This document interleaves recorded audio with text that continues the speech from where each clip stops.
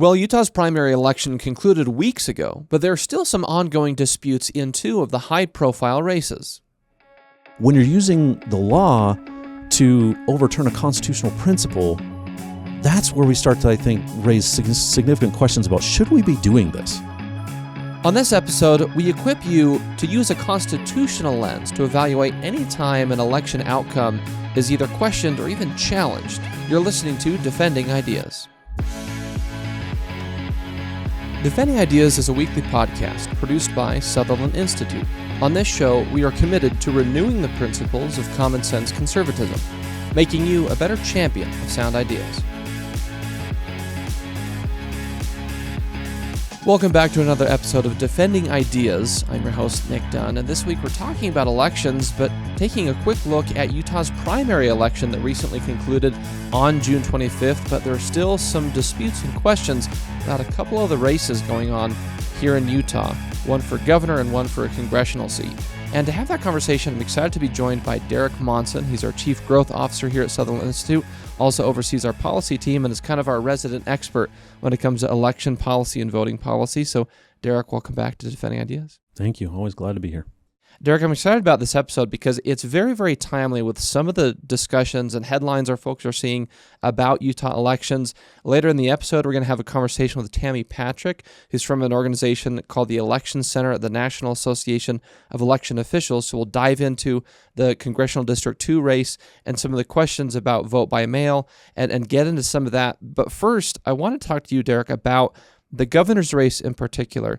As we've seen that, we've had the primary election here in Utah on June 25th. As the weeks continue to follow from that event, there's still some disputes. We're seeing this news coverage of debates and arguments about these two races, but I want to get your thoughts on the governor's race in particular.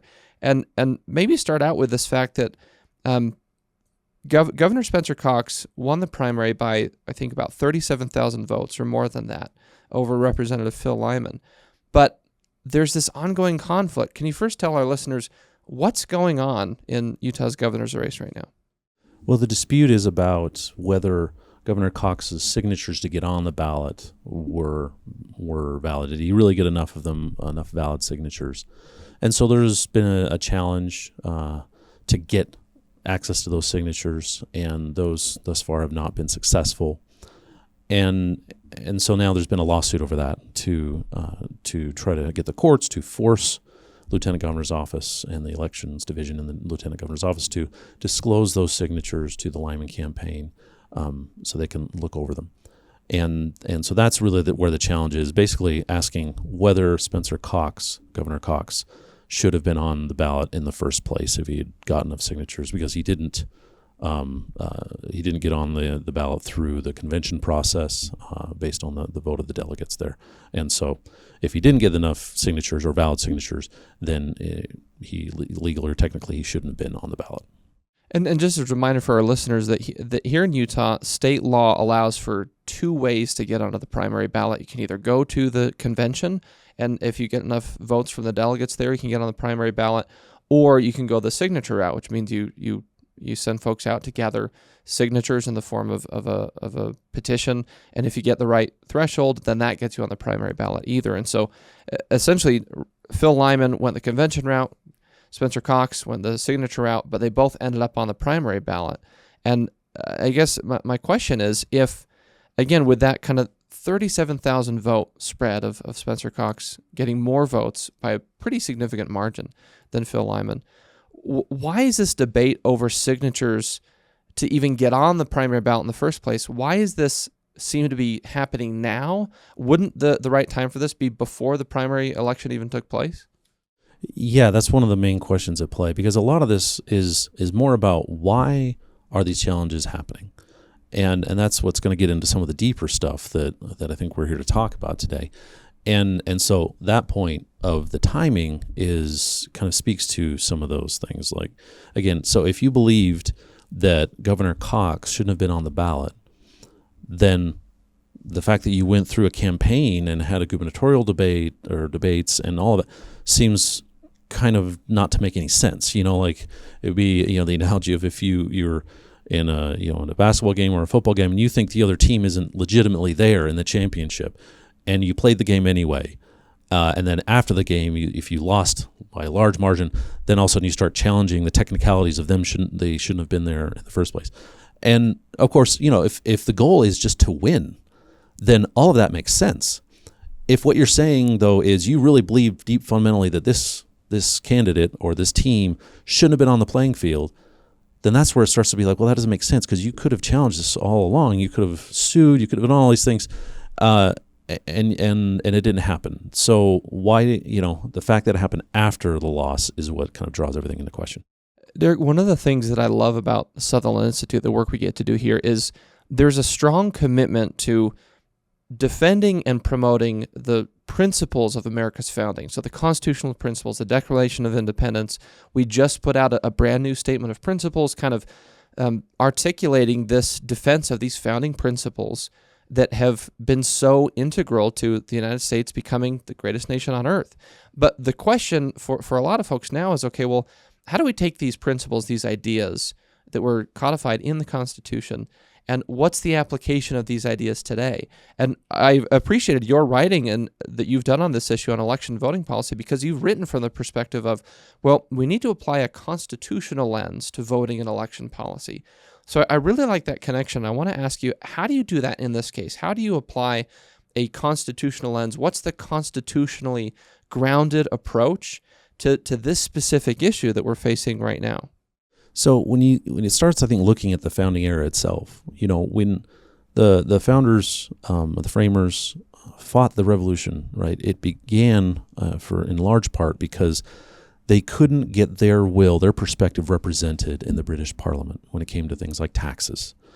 And so they had a fundamental objection to them as people, as when the rest of the British people got their will represented by electing people, them not having that right and that fundamental kind of interest and desire captured.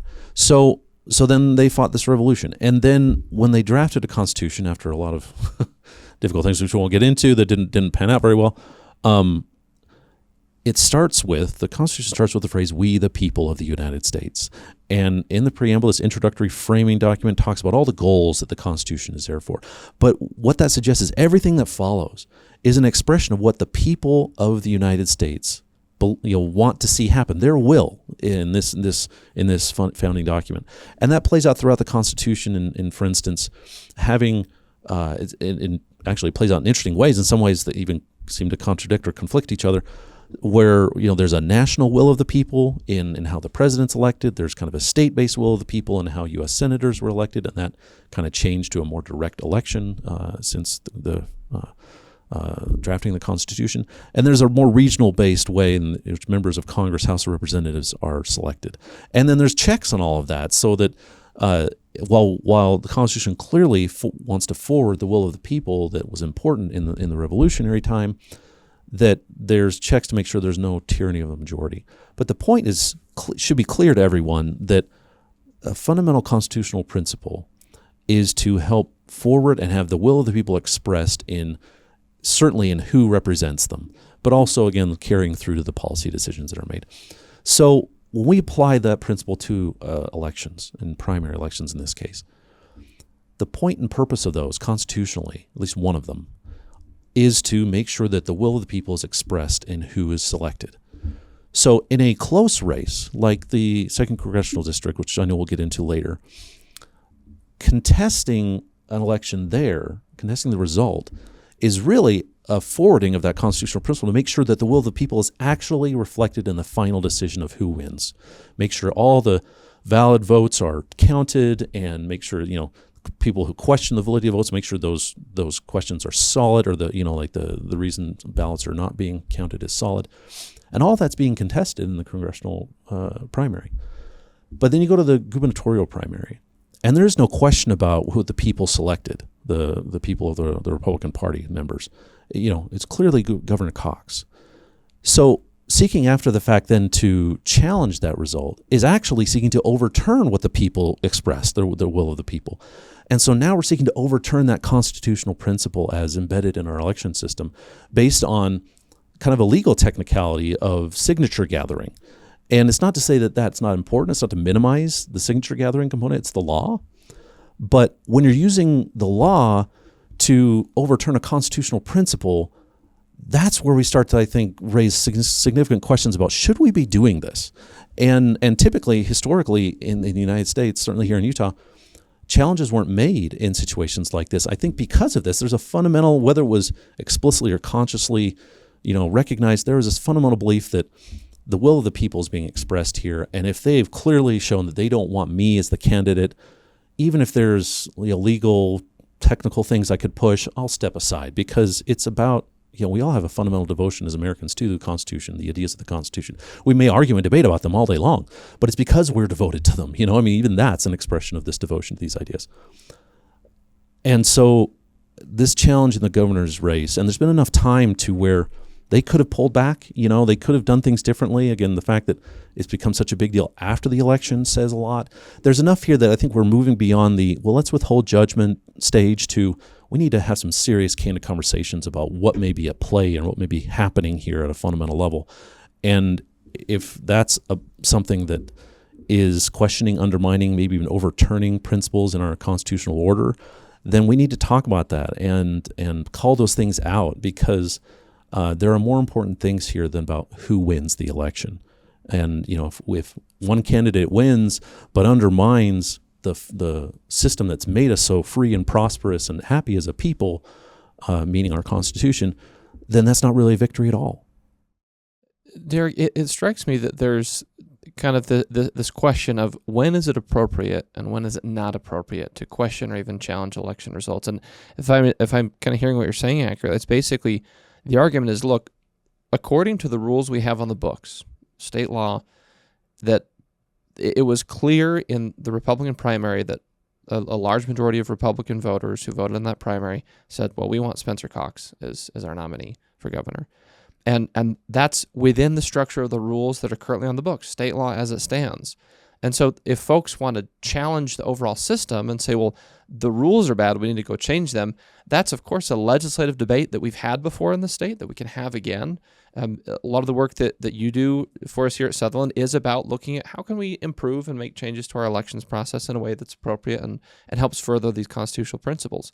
So there obviously are appropriate times to have the discussion about how do people get elected, how do they show up on the ballot, and those kinds of things. But it seems like in the middle of the game, so to speak, is not the appropriate time to have that. And also this question of post-election, how do you know when it's appropriate or not to question or even challenge an election result? And it sounds like you're saying, well, the margin of victory or lack thereof is an important indicator. Is that basically it? That if it's a close election, let's make sure we check our math, make sure everything was done appropriately.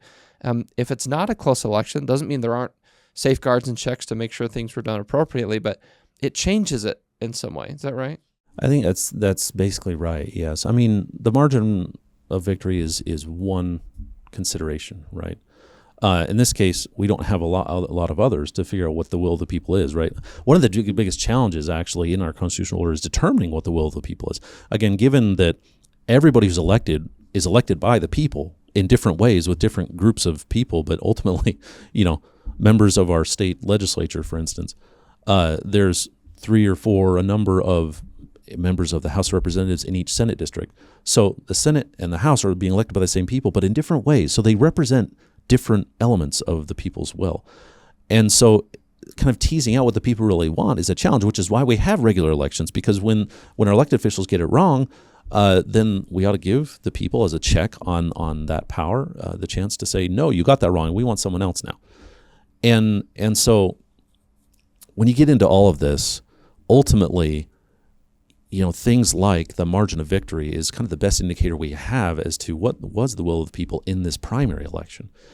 And so, again, unless you're going to argue, and it wouldn't make any sense to argue this, that the will of the people is different than this wide margin election, and nobody's making that argument, then we're implicitly acknowledging and accepting that the Republican members want Governor Cox as their representative in November. And that is simply something that's being basically rejected by the Phil Lyman campaign. And again, That's a problematic thing. That's kind of, again, if you believe in the Constitution, if you're fundamentally devoted to the Constitution and these principles of representing the people's will, that's kind of like holding that Constitution in your hands, looking at it and saying, no, I am more important than this.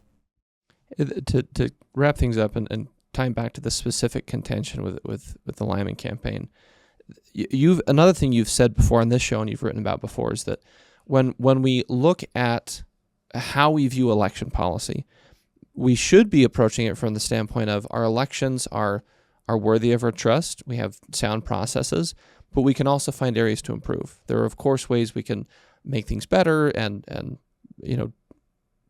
just better, stronger election policy across the board. And that's something you've said very consistently, but you approach it from a standpoint of initial sort of foundational trust with an eye towards positive reforms moving forward. And one of the things with this specifically is that when the Lyman campaign has said, well, essentially it's saying we don't trust the people or entities that are appointed by law to verify signatures in order to get on the ballot. We, as an independent campaign, want to be able to verify that. That seems to run a little bit counter to this idea of, well, we should have trust in our election processes and look for opportunities to make them even more worthy of our trust. This seems to flip that and say that almost like they're operating from a baseline of fundamental lack of trust of the system as it stands now. So I'm curious your take on that. Is that sort of the approach they're taking, and what effect does that have on how Utahns view elections? Is this something that I guess is damaging to a certain extent, and how can we sort of rebut that? Well, it's hard to get into their minds. We're talking a lot about what the campaigns seem to be wanting to do, but it's more we're based on the information that we have, and the information that we have would kind of point to casting aspersions, trying to portray distrust of the system is something that they have done. Why they're doing that is maybe a more difficult question, but the fact that they're doing it is itself telling. Again, if we've written about this, I wrote about this previously, but like, if you are devoted at a civic kind of duty level, civic devotion level to the Constitution, that requires trust in the ideas, the principles, and the processes that Constitution establishes and the laws that flow from the Constitution establishes. And one of those that was clearly intended from the beginning to be part of this constitutional order is elections. And so what that means is part of that civic devotion to our Constitution means creating and promoting a system of elections that is trustworthy and as well and encouraging the public trust of that system. So there are times when people think that the election system isn't right. You saw this, for instance, in New York. There was New York City's mayoral primary race. There were a lot of questions and there were a lot of errors in how votes were counted. We won't get into all the details, but suffice to say, things were called into question. But there was called into question with that this system is wrong and needs to be improved. It wasn't this system shouldn't be trusted and the outcome is wrong and I should win. In fact, the person who maybe had the best case to make there didn't say it that way. He just said, we need to change this system. And this is not uncommon. You have times when candidates lose campaigns, and rather than trying to overturn the whole thing in a way that would burn down the house, as it were, in terms of trust in elections, they instead say, I'm not going to worry about that, but I am going to pursue this now. And this is going to be the cause I pursue because I believe in it so much. In other words, they put themselves beneath the trust and the constitutional order that's being debated. And that's not really what seems to be happening in this case. If you don't think that the way signatures are gathered or the way the system functions is correct, then by all means, let's have a debate about that and let's pursue legislative reforms, legal reforms, and maybe even restructuring our election process at the state level if that's what the conclusion needs to be, or that's where the debate finds consensus.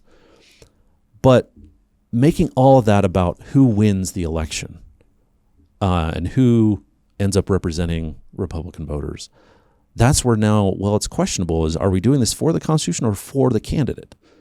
And again, you can't get into the minds, I suppose, of the candidacies and the campaigns, but the things that they said, the timing of when they've pushed these things, seems to point towards this conclusion that it really is about the interest of the candidate or the agenda the candidate represents, and the tactic that they appear willing to undertake is to cast aspersion and distrust on our election system, on voting and how the system runs, in order to make sure that candidate wins.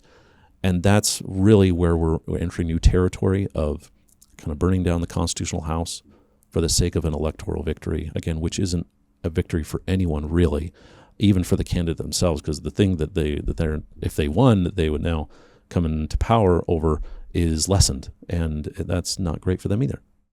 Well, Derek, this has been a great overview of the gubernatorial race. We also want to get into the second congressional district race in more detail, and let's get to our next segment, because our interview guest for that, and Derek's going to stick around with us for that, is really trying to answer some of these questions about just voting processes and questions about mail-in ballots and the timing and postmarking of those, but also we have some commentary around, again, looking to the future, looking forward, how can we improve our election processes? So I want to kind of put what you just said in that context with what I think we'll hear from Tammy, is this idea of, when an election finishes, if the rules on the books were followed, we accept the results, we move on, and then we have discussions about, well, what reforms and improvements can we make for the next cycle? So let's get into that with our next guest, with Tammy Patrick. But Derek, thanks for that overview of the gubernatorial race. We're going to take a quick break and be right back with our next segment on the 2nd Congressional District, with some information about vote by mail and some of those things that are going on here in Utah. This is Defending Ideas. Stick around. We'll be right back. For a deeper dive into the issues you care about, read Sutherland Institute's official blog, Insights and Takeaways. You'll gain deep insights from policy experts and relevant takeaways voters need to know. Visit sutherlandinstitute.org.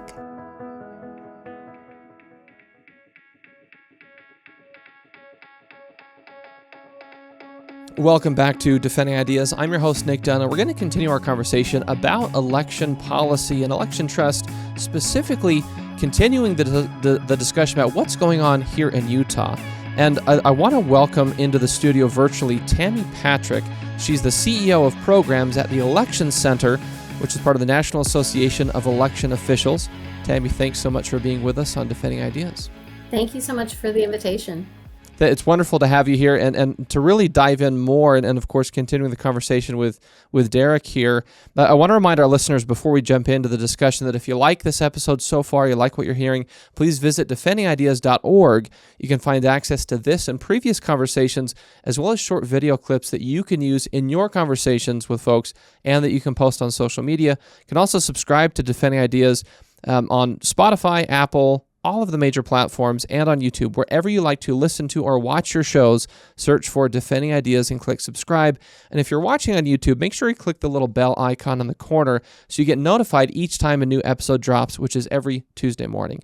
Again, that's defendingideas.org. Well, Tammy and Derek, I want to shift gears a little bit and talk about the congressional race here in Utah, because there's been a lot of news coverage in the recent weeks since Utah's primary election. And maybe, Derek, start with you to kind of just get a lay of the land, and then Tammy, I'd love to get kind of your global thoughts, given your broad lens of expertise looking at this issue of vote by mail across the country. But Derek, first, can you give our listeners a little reminder, an update of what is going on in this congressional race with Jenkins and Malloy? What's kind of been the churn that we're seeing in the headlines in the last couple of weeks? Well, it's a very closely contested race. Of over 100,000 votes cast in the 2nd Congressional District, the winning margin in the final canvass was just over 200 votes.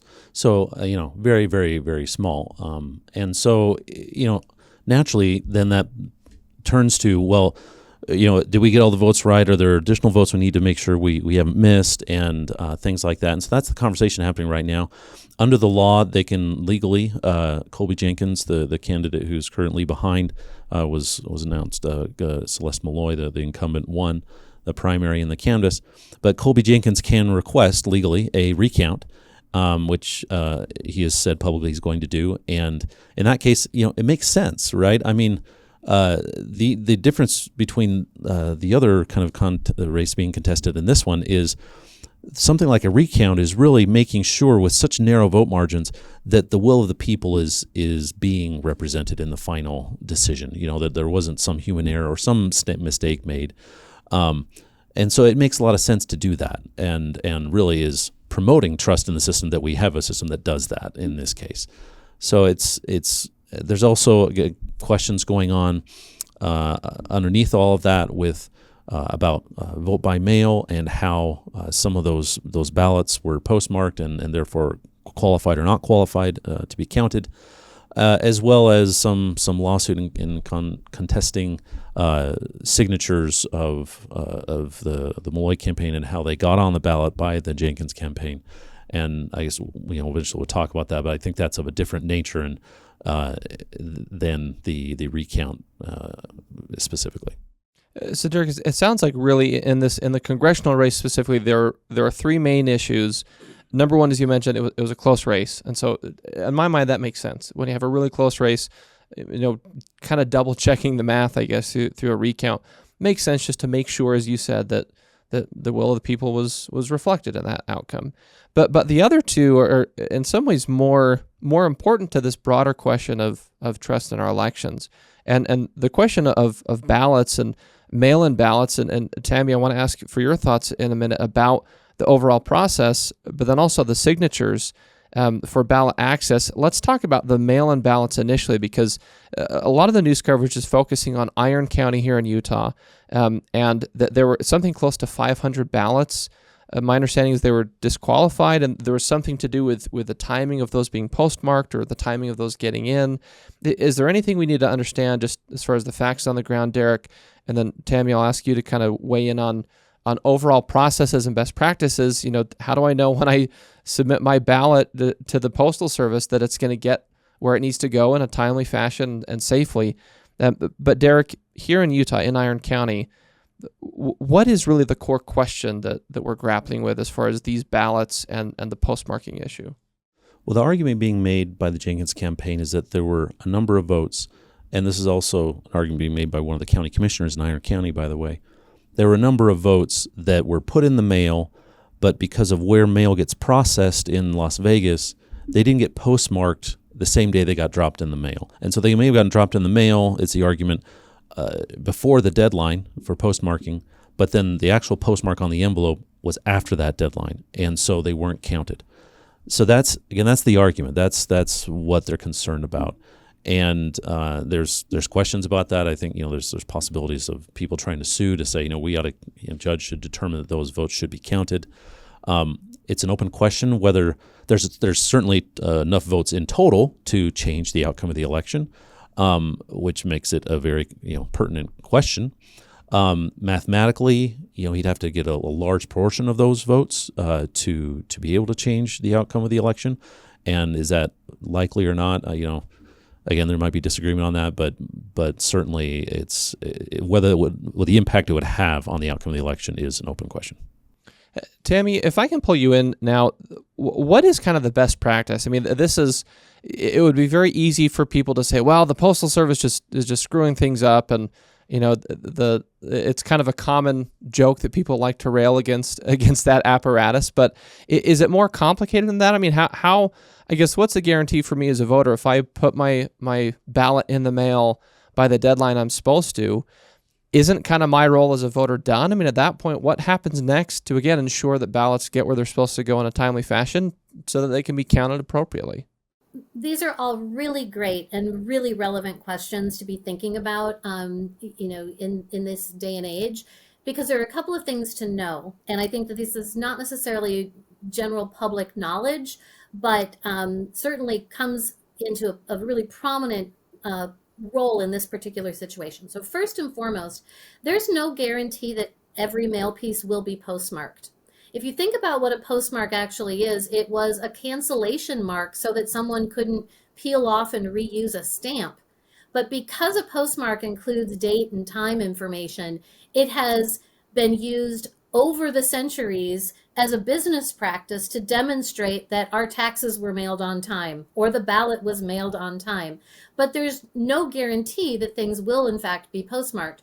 The Postal Service strives to postmark everything, particularly election mail and particularly ballots being cast. But that's the first thing to know, is that if you are mailing your ballot on Monday for Tuesday's election, or even on Tuesday's election, it's best to go into a Postal Service office and ask them to hand cancel it or round stamp it, is what it's called. So they put the postmark on right then and there. The reason that that's important is that for more than a decade, our mail no longer just goes across town. So it's important for the general public to realize that even if they put the ballot in the mail locally on Monday in Iron County, it is going to go to Las Vegas, I think you said, to a processing plant. And the processing plant is where the postmark is done. So although the Postal Service strives to postmark everything, and they strive to postmark materials on the day that they were collected, it's not a guarantee. And with something as vital and as important as your vote, it's really important that voters understand that if they don't mail it back early enough, and for more than a decade, the Postal Service has recommended you put your ballot in the mail 1 week before it's due. So anybody mailing Friday before the election, over the weekend before Tuesday's election, and leading up to Election Day, it's important that they take those additional steps to make sure that it gets postmarked. So that's part of the big picture here, is making sure that voters understand the waters that they're navigating, because they may be making some assumptions that if I drop it in the mail on Monday, it's going to be there on Tuesday, and the postmark isn't necessarily going to matter. When in reality, the delivery times are, 2 to 3 days now. They're not overnight.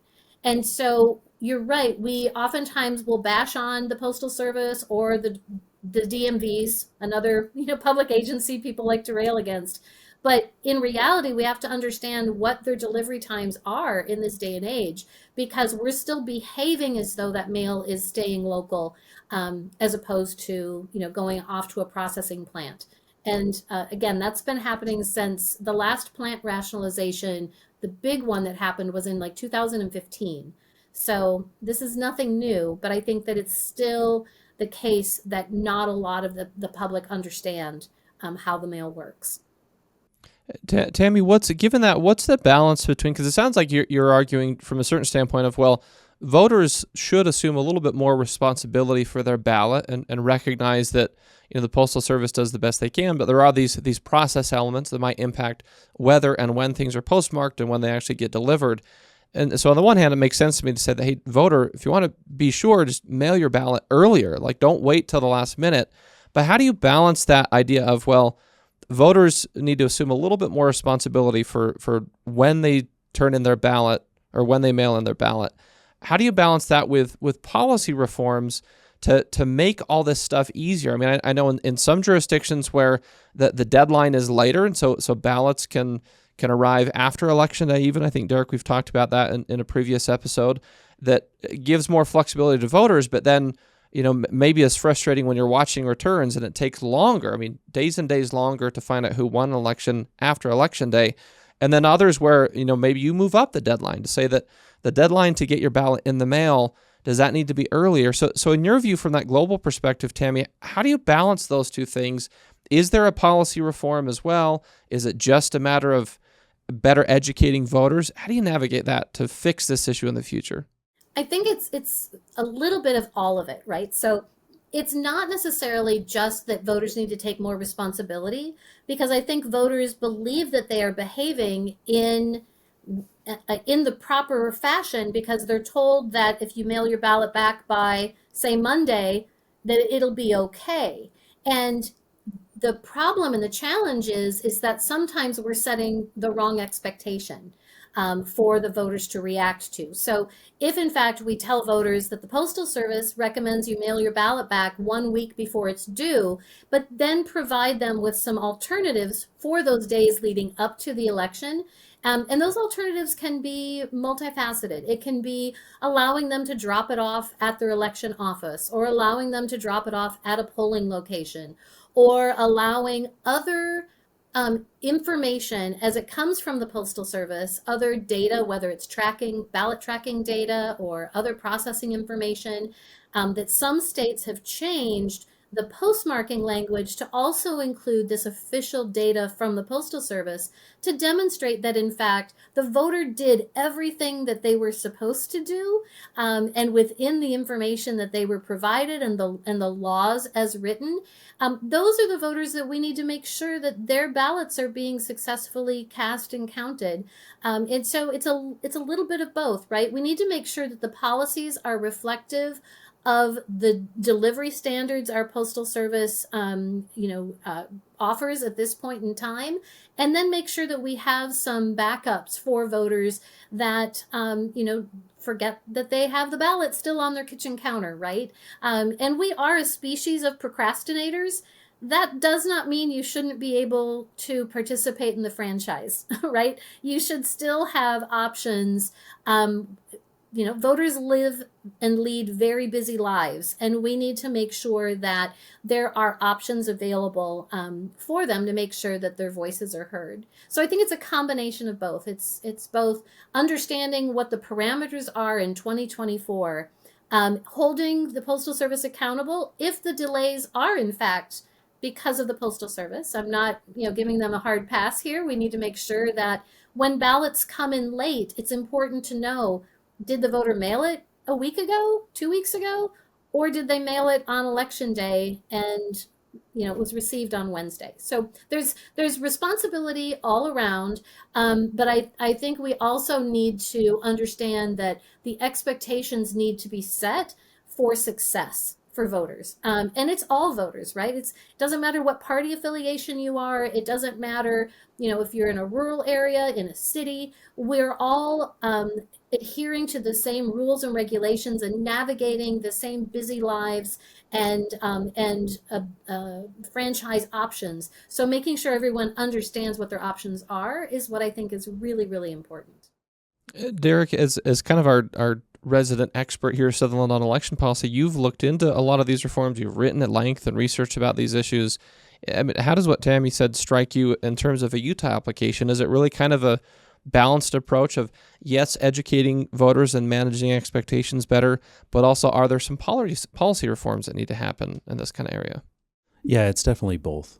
Everyone has responsibility when it comes to elections, whether it's the election officials and how they administer the vote of themselves and how they take accountability for voting and actually exercising that right and really responsibility to civic duty, I guess, to vote. But there's no perfect election system. There's always iterative improvements to be made. There is an ongoing debate about postmarking and where that postmark deadline should be. There's questions about should mailed-in ballots be able to be tabulated prior to Election Day in order to expedite the release of results, since they're just sitting there in the election office when they arrive. And really, that balance issue extends beyond the policy considerations to the principles themselves. So again, there's different races being contested for different reasons in the state of Utah, and the margin of victory is really an important consideration there and should be part of this balance of, is this contestation, if that's a word, of the election, is it something that supports our constitutional system or undermines it? So again, in the case of the 2nd Congressional District, where the vote margin is so small, having processes that lead to a recount, that make sure all votes that were properly submitted are counted, is actually supporting this, concept of we the people in our Constitution being the preeminent thing, that we want our outcomes in both election and policy to be expressions of the will of the people. Whereas other things that if the recount, for instance, and the questions around the postmarked ballots that haven't been counted, if all of that leads to the same outcome that the canvass found, that Celeste Malloy won the election by whatever margin, then all these other questions about signatures and someone getting on the ballot really become not about the will of the people anymore. It's really just about, what do I what's my interest as a candidate? Is it to win, and putting that above everything else? And that's the kind of thing that undermines the spirit and principle of our Constitution, because it's now actually potentially overturning the will of the people as expressed in the election itself. And so we have to balance these things too. It's not just a matter of did my candidate win, or what am I hearing in the political narrative? We have to really think these things through and have a perspective that recognizes that putting our nation and our Constitution above our own interest is first and foremost when it comes to elections, or rather, putting the will of the people first is first and foremost, but that comes from our Constitution. Derek, does any of this in your mind, I mean, I've seen a lot of chatter on social media, some people saying that, essentially making the argument that this incident in Iron County, this casts doubt on vote by mail entirely, that it's just the whole apparatus is flawed. We shouldn't be doing vote by mail anymore.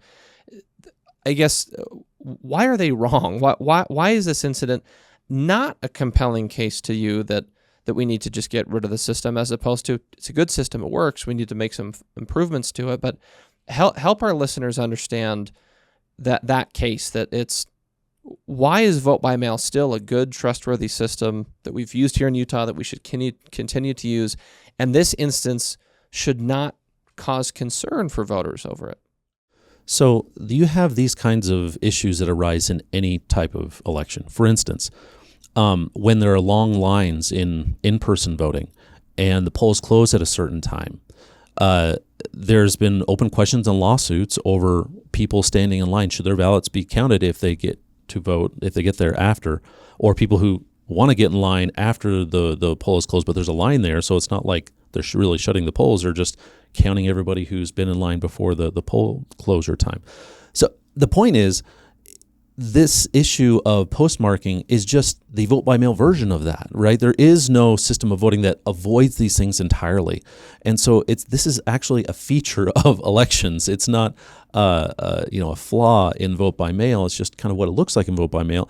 And I think so that the biggest thing is just to recognize we're going to be debating and adjudicating these things, whatever system of voting that exists. The other second point that I think is just as important is in vote by mail specifically in Utah, there are over 24 layers of security from the local level to the state level, administered by different folks in those different levels of government, such that anything that would purport to argue that vote by mail outcome is somehow fraudulent or is not correct or something, you're stretching kind of reality. It's really hard in our election system generally, whether it's vote by mail or any other type of voting, to prosecute mass or to execute mass voter fraud.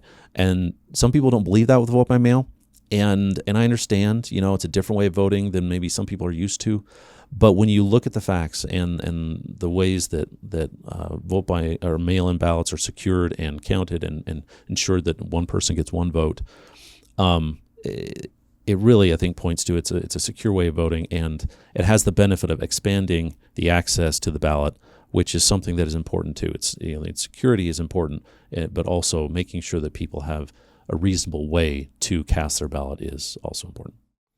Tammy, I love your perspective on. I like Derek's analogy of, issues of when ballots arrive is basically the vote by mail version of waiting in lines at election centers, at polling locations. That it's just, yes, there are administrative or logistical aspects of any election system that we can always improve and fine tune and tweak. But I'll kind of ask the same question to you: is the instance here in Utah and Iron County, I'm assuming that doesn't give you any consternation about the value of vote by mail as a system overall, and kind of using your national lens, looking at various vote by mail regimes throughout the country. Are you still confident that, this is a good system that we should continue to use? And if so, how should that system be improved, refined? How should it progress in various states? Kind of what's your sense of the overall health of vote by mail as a valid and helpful system for electing folks in Utah and around the country? It's an excellent question, and I will say that I advocate for voters to have options, and one of those options is almost inevitably always a vote by mail or an absentee option, as well as voting early in person or still being able to vote on Tuesday on election day if that's what they choose to do. So I've always advocated that voters need to have choices and options in how and when and where to participate. I will say that for tens of millions of Americans, they've been voting by mail for a very long time, particularly in the Western states.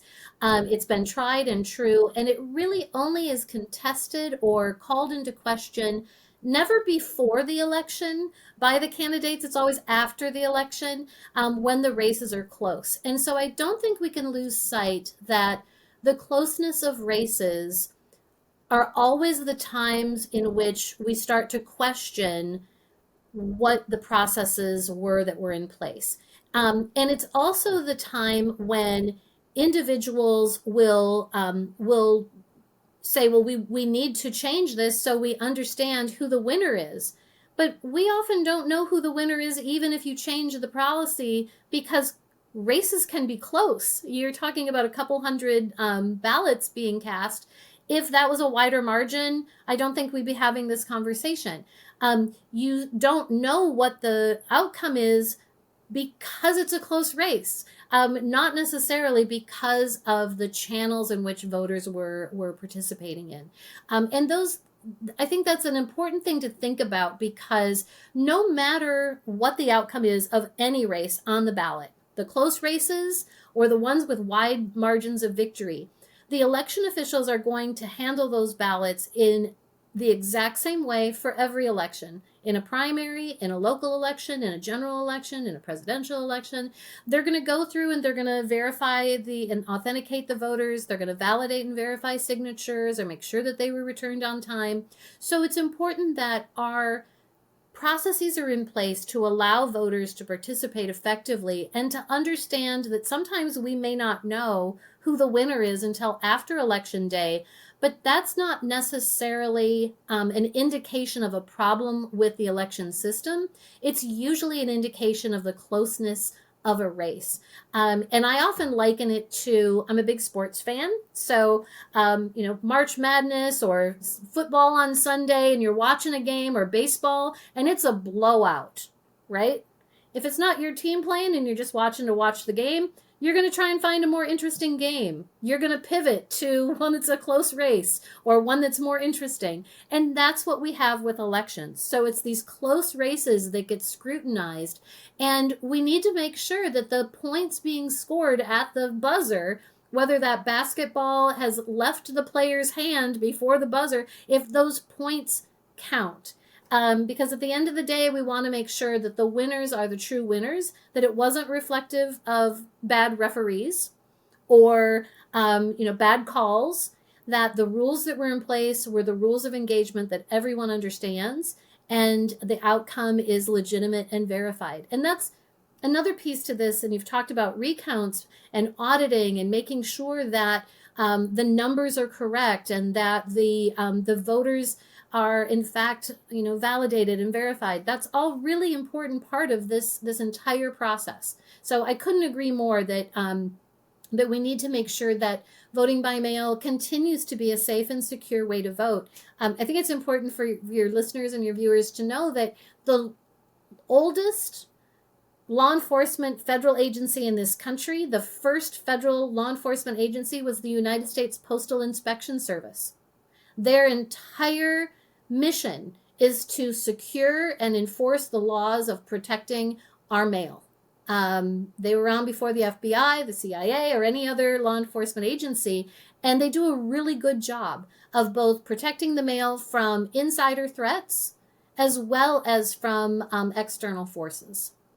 So, Tammy, I want to go along with your sports analogy and kind of to tie a ribbon on this whole conversation that when you're in the middle of a game or even in the middle of the season, that's not the time to discuss changing the rules. You can verify to make sure that the rules were followed, yes, but the time to discuss changing the rules is after the game for sure, maybe after the season ends. And then you can say, okay, before we get into the next season, whatever sport we're using as the analogy, that's when you can look at, okay, do we need to make some refinements to the rules? But you don't do it before the buzzer has sounded, or you don't do it before the season is over. And it seems like that's kind of the situation we're in now. And maybe, Derek, to close with you, again, applying this lens of how do we remind people that our elections are worthy of our trust, but also worthy of ongoing continuous improvement. But again, from what Tammy said, it sounds like the time to have the conversation of, yes, our elections are generally well run and trustworthy, and you can have trust that your ballot is counted. But then the conversation of how do we make improvements? We can gather data now and gather anecdotes and questions, but then really get into the meat of that later. We shouldn't be changing the rules mid-stride. Is that a fair way to think about it? Yeah, I think it is. If you change the rules right towards the end of an election, that's when people feel it's not fair.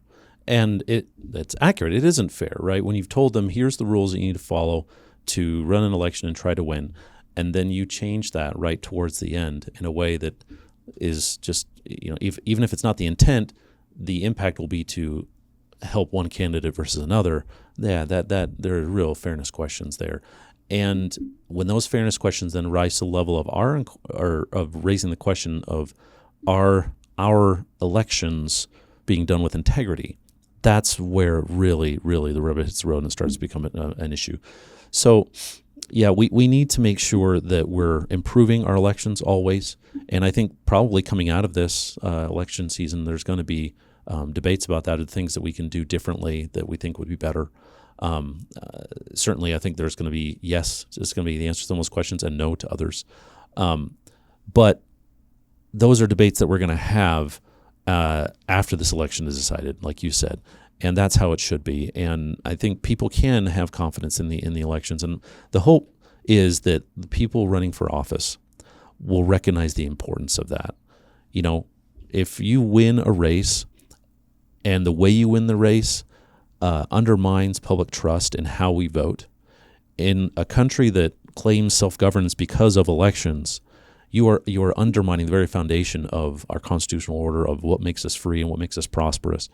And so that's a Pyrrhic victory, and that's not the kind of things that we want. And hopefully all candidates at the end of the day come back to that and kind of recognize, hey, there's something more important than me at play here. And so I'm going to act based on that principle rather than just solely what my electoral interest is. Tammy, I want to give you the last word, that if you found yourself in a room with Utah's policymakers, the legislature, election administrators, and they said, hey, we want to have the best election system in the country, we want to have the best vote-by-mail system in the country, if they say, Tammy, I've just got a few seconds, what are the quick bullets? What are some of the best practices that we should make sure we're doing, or we should adopt if we're not already doing them? So the list isn't as long as one might think. First and foremost, you want to make sure that the laws are reflective of delivery standards of the Postal Service. So making sure that the voters understand when to get the ballots back, and that the materials that are going out to voters can navigate through the mail stream effectively. So don't put a lot of requirements on what has to be on the envelope, because that can cause delays in the automation equipment. That's some kind of wonky insiderness there. But so that's one thing, is to make sure that the rules of engagement are set out that allow the voter to interact with it seamlessly. And also that there are safety nets in place, because we often talk about things like ballot tracking and ballot curing as though they are either customer service oriented, but I would argue that they're also a security element to that, because when you allow for ballot tracking and provide funding for election officials to do ballot tracking and to do ballot curing, you're actually reaching out to those voters to let them know where their ballot is, so that if they don't receive it, they would know that it's lost somewhere potentially, or that someone else potentially intercepted it. When you talk about ballot curing, that also is something that I used to do when I was a local election official in Maricopa County, Arizona. I would call voters where the signature was different than the signature I had on file, or the signature was missing. And some would say, oh, you're just trying to track down and get more votes, when in reality, you want to talk to a voter to find out, why is that signature different? And I will tell you, I called hundreds, if not thousands of voters, and never once did I have a voter tell me it wasn't their signature. They told me things like, my hand was in a cast, or they'd suffered a stroke. My favorite, though, was a voter told me, I was signing it on the dashboard of my car while I was driving to work. I wondered if it would be okay. So that was disconcerting in and of itself. But I think it's important for voters to realize that election officials are looking at this. And it's not a literacy test, it's not a penmanship test. So we want to reach out to voters to make sure, both from the public service side of it, but also a security side. So those are some of the high level pieces around what you can do to make sure that voters who choose to vote this way and return their ballot this way are set up for success. In expanding the language around postmarks to include other official language or other language that refers to other official postal service data is something that many states have done, and states like Ohio, Washington, Kansas, and others. So those would be the things that I would mention to them, and I would hope that my elevator had a very long ride, because I'm never short on my answers. The elevators our folks ride in are long elevators on this show, because the answers are very thoughtful, and we appreciate that. So, Tammy, we're going to leave it there. Thank you so much for your time, lending your expertise and your perspective on this issue. Once again, that's Tammy Patrick, CEO of Programs at the Election Center at the National Association of Election Officials. And thanks again, Derek Monson here at Sutherland. Thanks to you both for being on Defending Ideas. Glad to be here. Thank you for having me. We're going to take one more quick break before we leave you with some final thoughts. This is Defending Ideas. Stick around. Sometimes it's hard to keep up with the latest policy debate that affects your life. The solution? Subscribe to Sutherland Institute's weekly newsletter, where you'll find in-depth insights from seasoned policy experts, compelling multimedia, and advance notice of special events. Visit sutherlandinstitute.org. Welcome back to Defending Ideas. Before we close out this episode, I want to go over some of the key takeaways that I captured in my notes from our conversations today with Derek Monson and with Tammy Patrick about these really important issues of election policy and voting, and what we do after an election if there are questions or even disputes about the outcome of the election. And here's some of the key takeaways that I think we can remember and use in our conversations. Number one, voting and election policy, including debates about the outcome of elections, should always be approached from a foundation of constitutional principles. And that means, for instance, that the will of the people should have a high value in our discussions, that the role of elections is to make sure that the desires of voters who cast their ballot, who made their voice known appropriately with the laws as they were on the books when the election occurred, that will is manifested in the election outcome. That's a very important principle that Derek talked about that I think should be central to how we discuss and debate and think about these kinds of issues, that very constitutional focus. The second big takeaway is that the most appropriate time, the best time to discuss reforms to our election system, if there are opportunities to make things work better and address issues so that things can function in a better way in a future election, is before the next election. It's forward-facing. It should not be looking backward and figuring out how to challenge and change rules that were already on the books in order to contest or change or overturn an election outcome that you may not like. Be forward-facing with how we look to improve election policy moving forward. So it really can focus on having a sound process that invites people to participate, has their will and their preference made known, and stays grounded in those constitutional principles.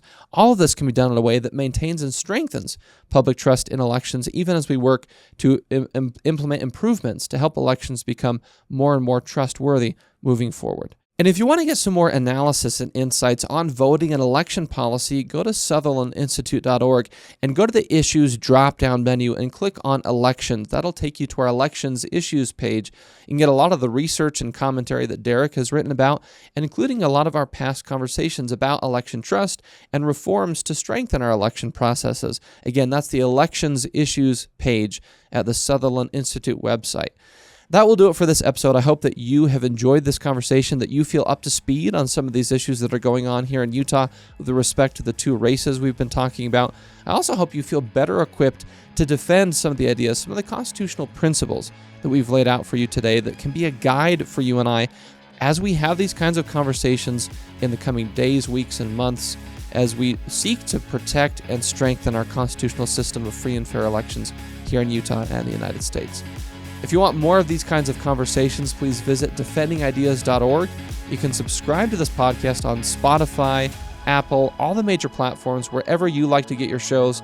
Just search for Defending Ideas and click that subscribe button. You can also watch on YouTube. We encourage you to subscribe to the Sutherland Institute YouTube channel. And also, click the little bell icon in the corner so you get notified each time a new episode drops, which is every Tuesday morning.